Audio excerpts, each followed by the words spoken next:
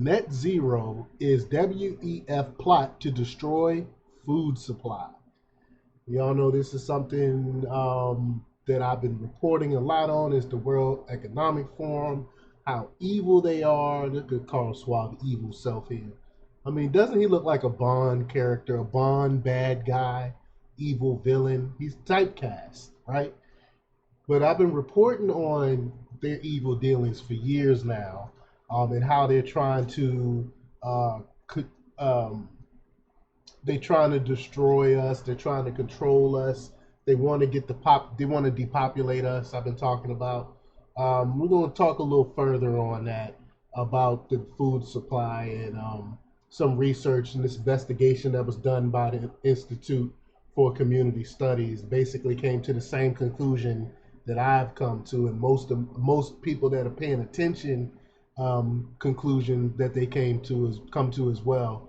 So we're gonna talk a little bit about that. But before we get started, go ahead and hit that like button, share this out so we can get this information out there. Subscribe if you're not already a subscriber, and hit that alarm bell so you know when I'm putting out new stuff. Also, check out my link tree in the description. It has a link to my Patreon. That's where I talk about things I can't talk about here. There's also a link to my Instagram and my merch store. Also, check out jjthepsychotherapist.com for news as well. All right, let's talk about this news.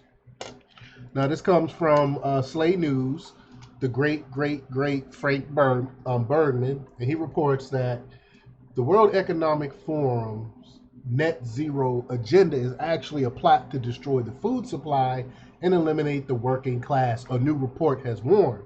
Again, what have I been saying? What have I been preaching for years now? That's exactly their plan. An investigation by the Institute for Community Studies, ICS, found that unelected globalists at the WEF and United Nations are using climate change fears to seize control of the masses. Because you have to remember, they are literally billions of us. There's billions of us. It's only a small percentage of them. So this is their way to control all of us, because there's no way they can control all of the masses by what they're doing right now. So they have to depopulate us and put regulations and things on us to basically regulate us out of existence.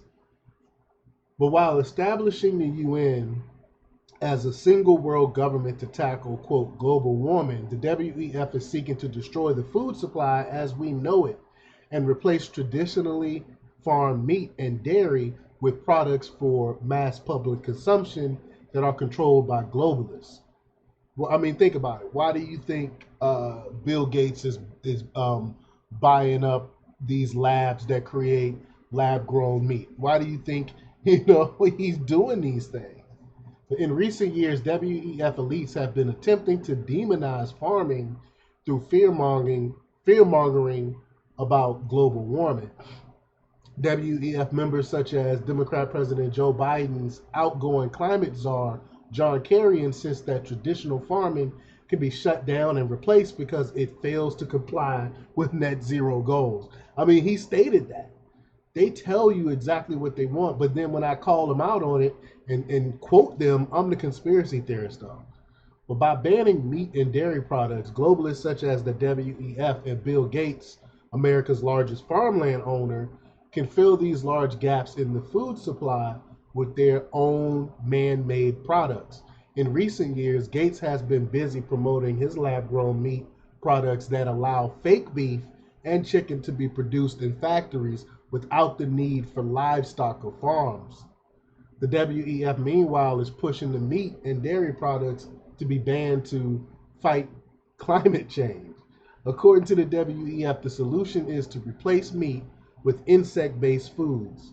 Again, when you mention this, they call you a conspiracy theorist, but you can literally go to their website and see and watch the videos where they talk about this.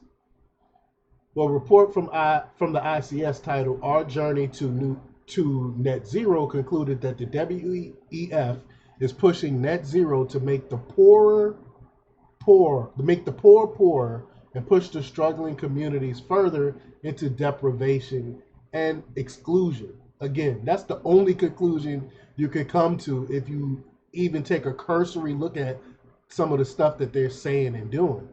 We'll just listen to their own words.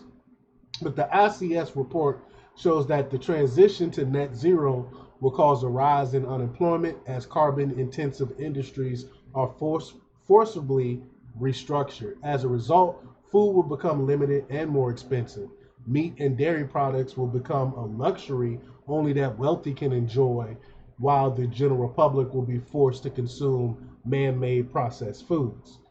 The report warns that the eco-friendly changes that the public will be forced to make, such as insulating our homes or switching to electric cars, will be extremely difficult for low-income households. The ICS concludes that the poorest 40% of households are at risk of falling into transition poverty. Remember that term, transition poverty, because I'm going to be using it a lot.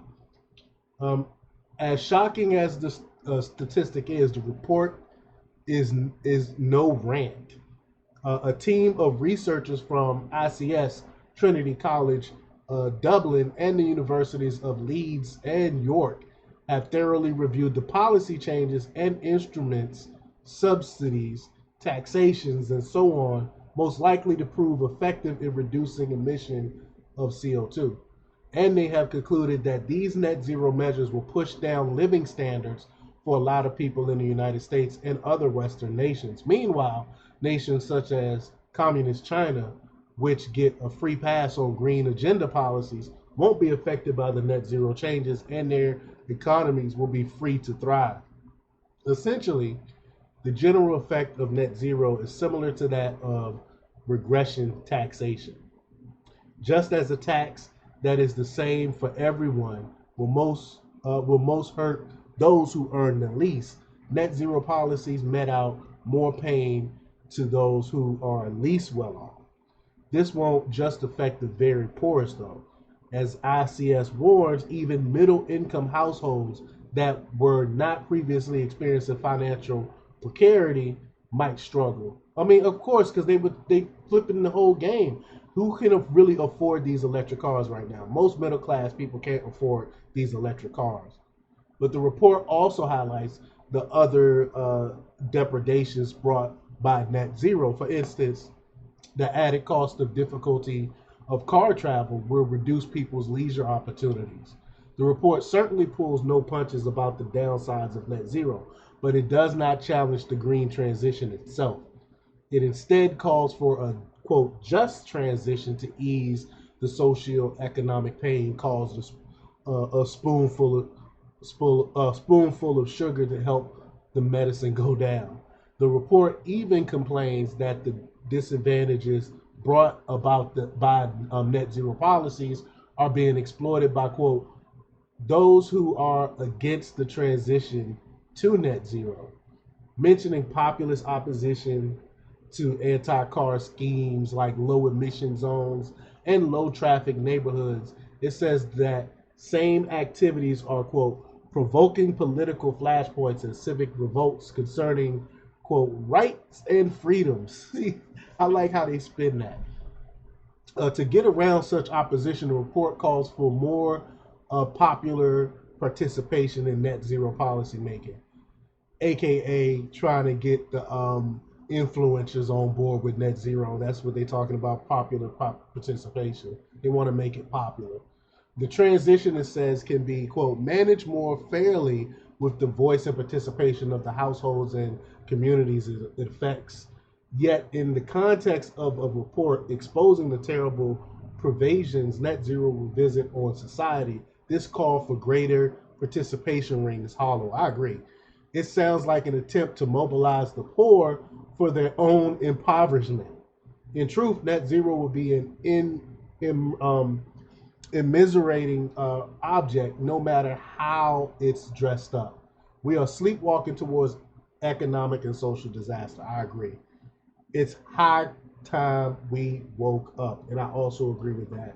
So wake up, wake your friends up, wake your family up, let them know what's going on, let them know about the evils of the World Economic Forum and NATO, and the United Nations, and start off small when you start telling people about this, because a lot of people don't know this going on.